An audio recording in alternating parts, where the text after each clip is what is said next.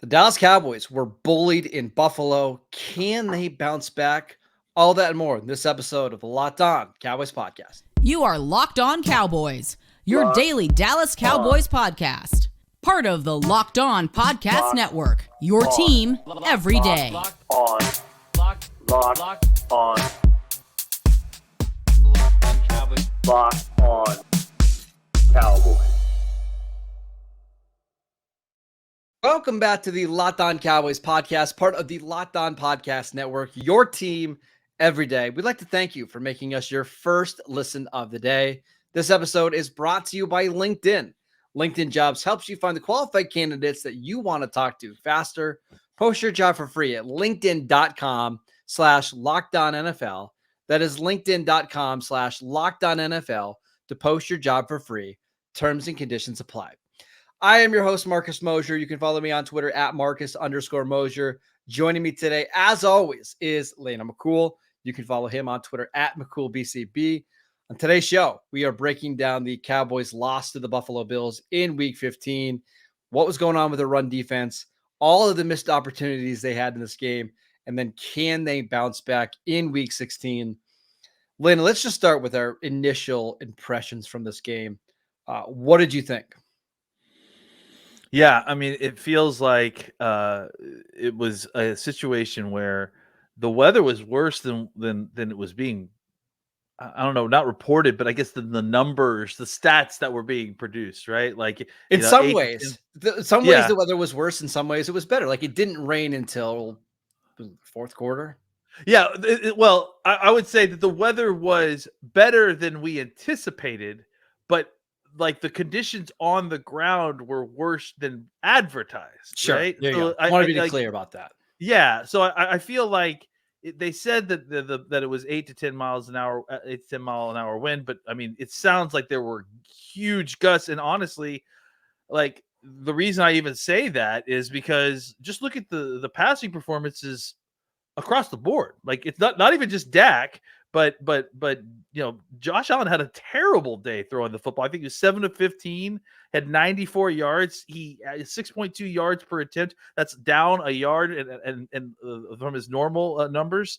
And he had negative 10 CPOE. So like he threw 10% lower completion percentage than expected versus average player. So I think, you know, keeping that in mind, it was basically a day in which neither team could really effectively throw the football efficiently.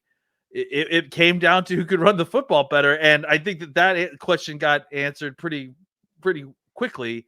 That James Cook specifically was not going to be stopped by Dallas, and I think we could talk about why that happened. I think we'll get a little bit more answers when the All-22 comes out, but I think a lot of it's missed tackles. I think a lot of it was just kind of guys on different levels of the defense. Either way, it was such a case that the Bills were able to run the football, have drives kind of continued and buoyed by Cowboys defensive penalties. And we get into the second quarter and the Cowboys are already so far behind that they have to try to pass to try to win this game in a day in which, no one could throw the football. So obviously Dak had a very inefficient day with a whole bunch of attempts. And it, that kind of snowballs as the Cowboys had very little margin for error to try to come back in that game. And as that started to slip away more because they couldn't stop the run, the Cowboys got more and more desperate. And what happens when you get more and more desperate? Bad play starts happening. So it's a familiar tune. Honestly, it's something that the Cowboys do to teams all the time too. So it was incredibly frustrating, and it's like stressful and painful to watch as a Cowboys fan. All right, let's talk about the run defense. Going into this game, Lana, the Cowboys were actually 6th in the NFL in DVOA against the run. Like they were a pretty good run defense team. However, you're starting to see there are certain types of teams that give them problems on the ground. And those teams are the running team. Because let's go to the 49er game. The Cowboys did not get gashed on the ground against the 49ers. They actually did a really good job of stopping Christian McCaffrey.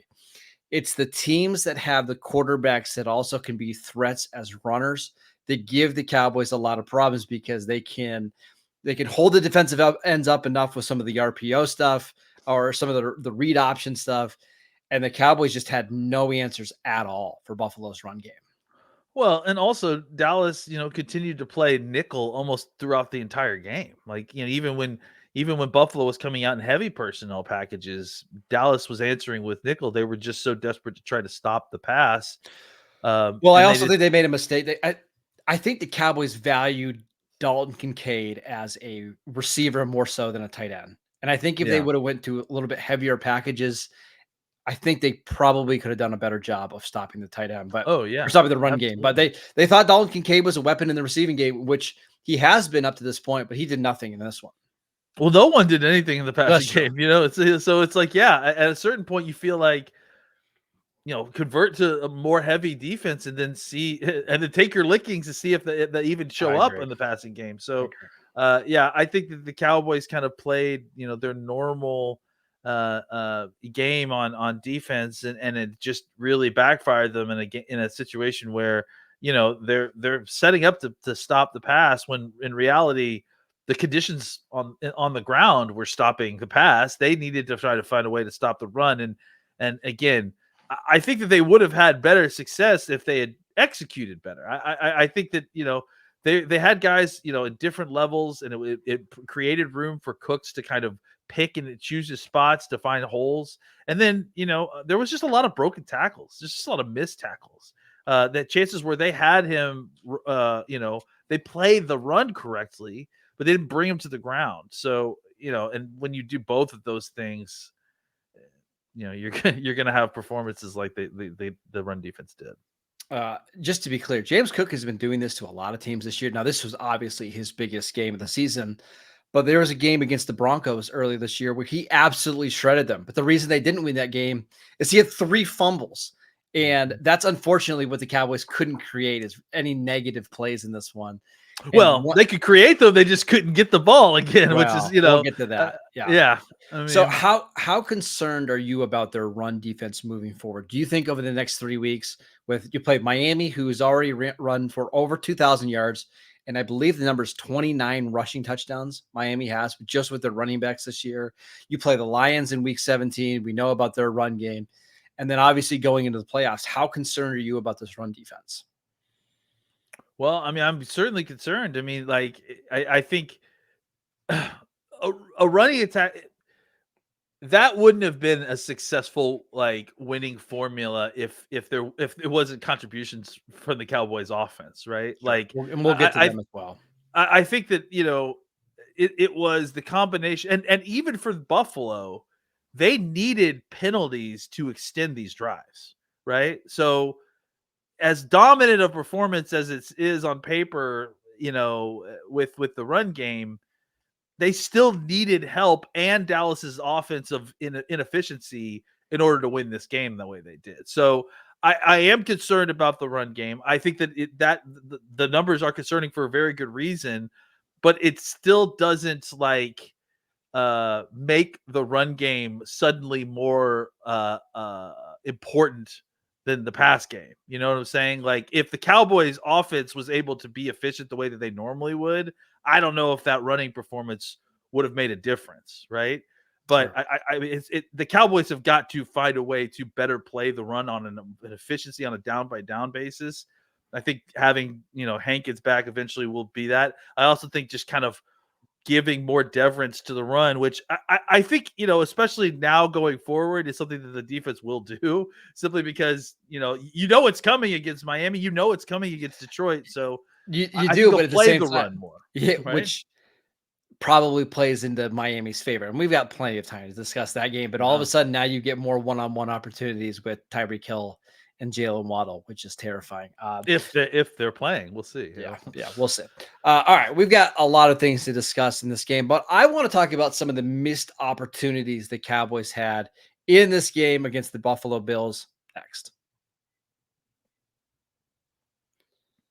This episode is brought to you by LinkedIn. When you're hiring for your small business, you want to have as many top tier candidates as possible to interview.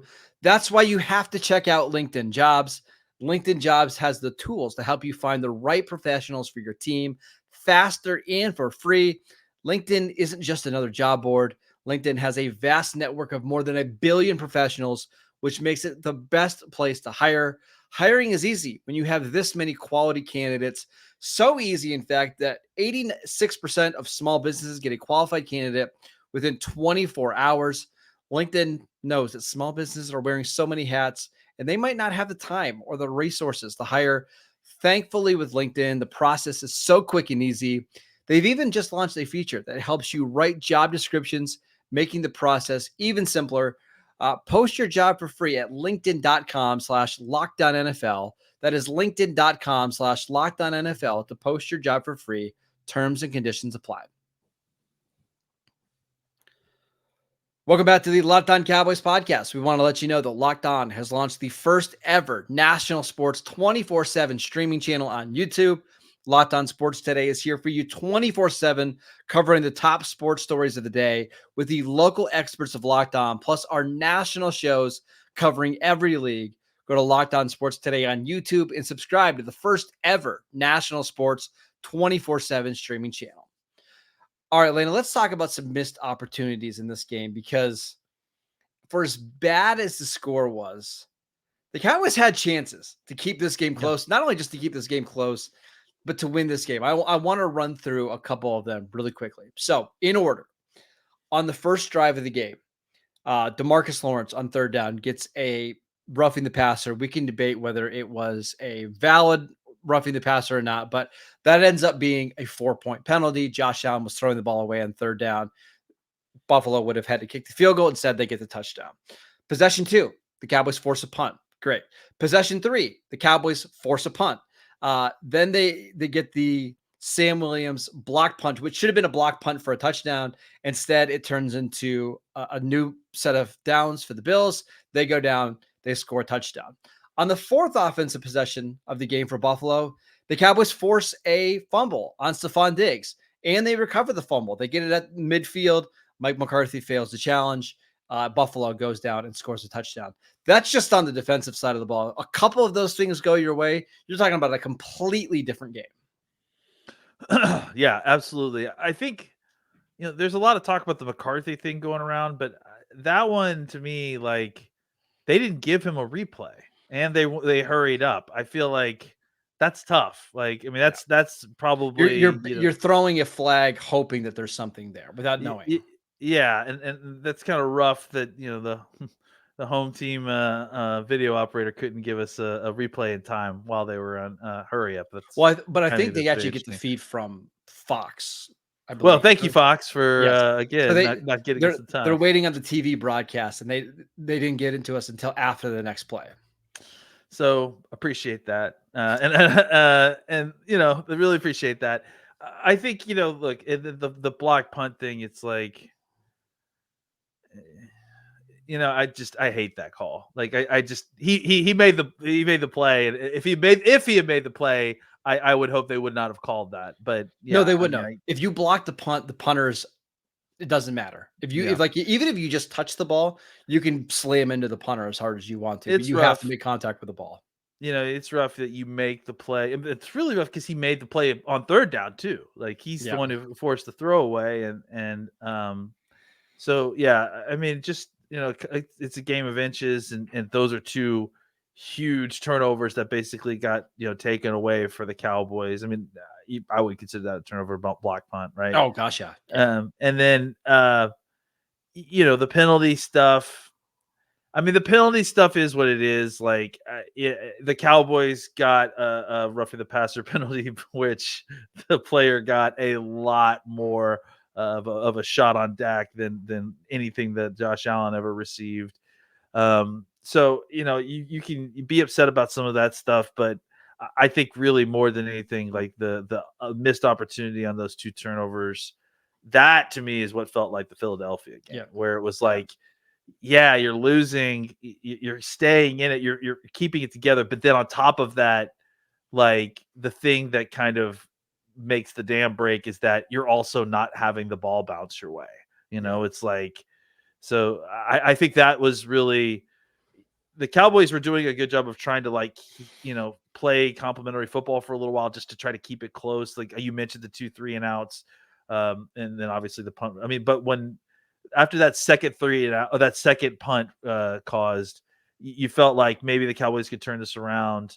To have that happen and then to extend the play and then for them to go around down and score a touchdown, like that to me felt like the kind of demoralizing event that eventually kind of just broke the dam open on this defense. And it wasn't just the defense that had the missed opportunities. Let's go to the offensive side of the ball. Yeah. I'm going to run very first drive of the game. So it's 7-0 Buffalo. Cowboys are putting together a nice drive. Dak scrambles on that 3rd and 6. He gets the first down. So they're at their own 42-yard line. They get the penalty on Taylor Rapp, right? The unnecessary roughness penalty, right? That's supposed to put the Cowboys in Buffalo territory, moving the ball. And then Zach Martin gets the penalty. Right now, we can debate whether you're okay with that penalty or not. Zach Martin's sticking up for his guy. I'm good with that. At the same time, you just got a free 15 yards. And basically now what happened was that Dak Prescott got hit and you got no benefit from it, right? Which I think that's ridiculous. Honestly, like, I mean, the hit was so egregious that the guy should have been ejected. And sure, I think basically Zach Martin was doing the ref's job for him. And so, yeah, the fact that they called that penalty on Zach Martin, I don't care. Like, I don't care if it's fine. Like, I don't care if it's a reactionary penalty, right? Like, that should have been a penalty. No, he didn't. In Zach Martin's fairness, he didn't throw a punch. He didn't shove him. He basically bellied him. Yeah, give me a break. Like, right, like he might as well have accidentally brushed up against him in the subway, for God's sakes. Like, but it happened right in front of the official, so I understand why they threw it, but I didn't love that call. Let's keep going on that drive though. So next play, Dak hits CeeDee Lamb for 15 yards. Pollard has a nice run. It's 2nd and 5 at Buffalo's 38-yard line. Tony Pollard has a really nice 10-yard run to put you inside of the 30-yard line for Buffalo. Tyler Smith gets a holding call. 2nd and 12, you lose 2 yards in a run. 3rd and 14, Dak gets sacked, and now you're out of field goal range. So it's just like one of those things of if you don't get that holding call there from Tyler Smith, you might be scoring a touchdown and it's a 7-7 game. Worst case scenario, you're kicking a short field goal. Instead, it's 7-0 and things start to spiral out of control after that point. Or alternatively, the refs call one of the 4 very similar holds that Micah Parsons was involved in that exact situation where a guy has got his hands on the outside of his jersey and is preventing him from moving away from his spot. It's just like, that's just how it is sometimes. Like we've talked about, the refs are terrible. The NFL refs are horrible. That's just what it is. Like it's not even just the Cowboys. I mean, look around the league. Everyone is upset with the refs. They're awful. The offside, the offensive offsides thing that it's never been called. Anyways, I won't get into all that. But the point is that you got to find a way to overcome all that. You got to find a way to take the refs out of the picture. But unfortunately, the Cowboys, were in a situation where the way that the game had played out, they needed everything to kind of go their way in order to find a way back in this game. Look, we talked about this all week. This was a very difficult game for the Cowboys to win. Sure. So when things didn't go their way or bounces didn't go their way, that's not the reason they lost, but that's, it just makes it that much harder, especially when you're trying to come back. So, I think it just was a snowballing situation that, I think all starts with the lack of run defense. I'm going to give you one more play that I thought really changed the entire game. The Cowboys are down 14-0. It's right before halftime, a little bit of time left. It's 2nd and 1 at Buffalo's 11-yard line. Okay. You score a touchdown here. You go up, or you go down 14-7. You get the ball at halftime. We got a totally different game. Yep. I thought this was a great chance to throw the ball on 2nd and 1 because you're going for it on 3rd and 4th down anyways, right? Buffalo, they've got a bunch of guys in the box, and Dak checked into a running play, and Tony Pollard lost 3 yards. The very next play, Dak threw the ball to Jake Ferguson. It hit his hands. He dropped it. And now you're kicking a 33-yard field goal or whatever. Buffalo went down in the next drive, scored a touchdown. game was pretty much over at that point. It's just those little situations at 2nd and 1 and 11-yard line. Like that's like the best situation to be in football, right? Because you've got multiple plays to get 1 yard, but you also can potentially score a touchdown. You can get another first down, and to come away with a field goal there was very disappointing. That was just terrible luck for the Cowboys there, because that was the play. Rapp made that play, I think, right? Yeah, he was on a run blitz. I think he was completely untouched. The fact that ended up being, and if I'm not mistaken, I could be wrong, but that was a play where I think there was motion right before the snap, and which we could get into that conversation too. There was motion right above the snap, and I think it changed the protection right before the snap happened, or it changed the not the protection, but the mic blocking call. So where the blocking scheme would change, and I think no one accounted for Rapp, and Rapp came in and made the play.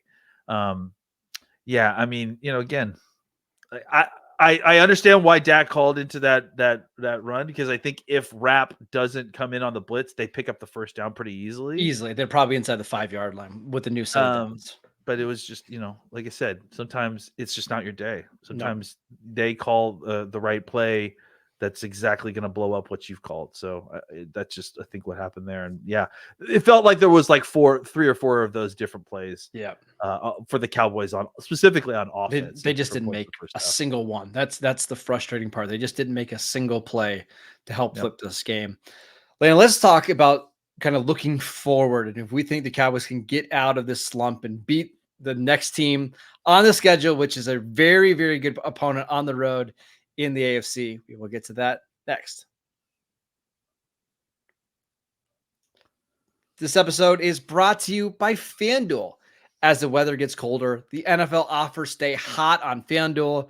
Right now, new customers can get $150 in bonus bets with any winning $5 moneyline bet. That is $150 if your team wins. If you've been thinking about joining FanDuel, there is no better time to get in on the action. The app is so easy to use. There's a wide range of betting options available, including spreads, player props, over-unders, and more. You can go bet on the NFL MVP award race, which seems like it's coming down to 2 players on the San Francisco 49ers. Although I'm not sure how that works. How can you be the most valuable player if there's 2 of them on the same offense? That's besides the point. It doesn't seem to make sense to me. Visit FanDuel.com/LockedOn and kick off the NFL season with FanDuel, the official partner of the NFL.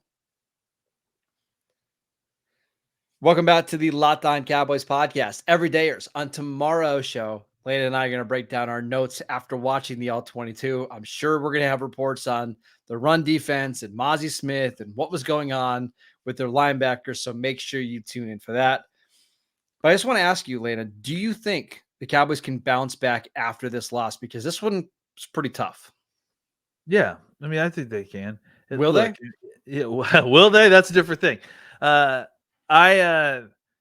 mean, I think that they can, and I think that they will. I don't know exactly how things are going to look against Miami this week. I'm interested because, look, Miami is like a supercharged version of a Shanahan offense, right? It's like, especially in the run game, they're going to be really difficult. They're going to screw with your keys. They've got speed everywhere. It may end up being kind of a better run matchup for the Cowboys, just simply because it's speed on speed, right? And I think the Cowboys probably would have better success with their nickel package against Miami's run game, but than Buffalo. But I think that the concerning thing for me, and I think for everybody, is that here it should be, is that the Cowboys still have yet to prove that they can do this kind of game, right? And they need to, because they're going to have to play these kind of games in the playoffs. But yeah, I tend to think that, there's a tendency to kind of go conservative on the road in order to try to prevent. I think the Cowboys are over concerned about making mistakes on the road. And that's why you see, people were talking about, kind of a stripped down offense, or at least, less motion and less shifts. I mean, I think that makes sense. I don't know why folks would complain necessarily about that, but I think ultimately what the benefit gained from stripping the offense down to very simplified, just get in there and run it in order to try to prevent, penalties and that sort of thing, or pre-snap. It's not even just penalties. It's the kind of thing I talked about. Like, when you motion, it changes protections and everything shifts. So it's kind of keeping track of all that. And that's can be a lot, especially on the road. And I think that ultimately they're trying to strip that down so there's less mistakes being made mentally by the offense. But I think it's having diminishing returns. Like the Cowboys offense is anemic without a lot of that stuff. Yeah. And again, I think part of it was, like we said, the conditions on the field, but I do think that this is a larger trend that happens with the Cowboys offense, where they tend to kind of lose a lot of the frills on the road in order to kind of make sure that they're not committing penalties. They're already committing penalties anyways. So be explosive. Like the only thing that has ever like counteracted these teams that have a lot of penalties, like the reason we bring up the fact that the X team went and won the Super Bowl while being the number one penalized team is because those teams were explosive. Those teams were able to overcome those penalties. So I think that the thought process makes sense to me why you would strip away some of that stuff on the road. But I think that the strategies, it's gone sour. Like, we just need to try to get back to it, and penalties be damned, try to be a more explosive offense on the road. And try to go there. So this is all a long way of saying I do think the Cowboys can bounce back, because I don't know that certain combination of defensive ineptitude combined with offensive ineptitude is always very likely to happen again. I think, most cases, maybe one or the other, but God, hopefully not both again, like the way we saw. The bad thing is, Landon, is that you're going up against a Shanahan style of offense. Right? Yeah, absolutely. And then don't forget about the defensive side of the ball. The defensive coordinator for the Miami Dolphins is Vic Fangio, which, if you look at Dak Prescott's history against Vic Fangio, has not been great. It's not been very good. So that's another, in some ways, this is a good game for the Cowboys to have after a loss, because, hey, you get to go up and try to, beat the team and beat a system that's really giving you problems. At the same time, you're not getting a cupcake game to build your confidence back up either. Yeah, we'll talk about the Fangio aspect of this throughout the week, but I think, Dak has had pretty good success this season against those types of defense so far. Sure. The cover 2 shells, like, I think he's learned how to attack those a little bit better. It helps with the weapons he has. But it's exactly like you said. It's exactly what we talked about last week, right? Where last week was about winning against a playoff team on the road. You didn't pass that test. No. You have another opportunity this week to play another playoff team on the road. This time, again, like we said, a very close cousin to the San Francisco team that you're going to need to beat. Are you going to be able to take advantage of that opportunity, figure some things out? We'll find out. I think it has a chance to be a defining moment for the Cowboys. If you go on the road and beat this Miami team that's really explosive on offense, you beat a good AFC team on the road, that's fantastic. You lose this game, and I think all of a sudden we're having a very, very different conversation about the Cowboys going into the final 2 weeks of the season. That is it for today's show. We want to thank you for making Locked On Cowboys your first listen of the day. Again, everydayers, we will be back tomorrow breaking down all of our notes from the All-22 film. Make sure you tune in for that. Go check out our show on YouTube. We are free and available on all platforms. Go follow Landon on Twitter @McCoolBCB. I'm @Marcus_Mosier, and we will see you right back here tomorrow.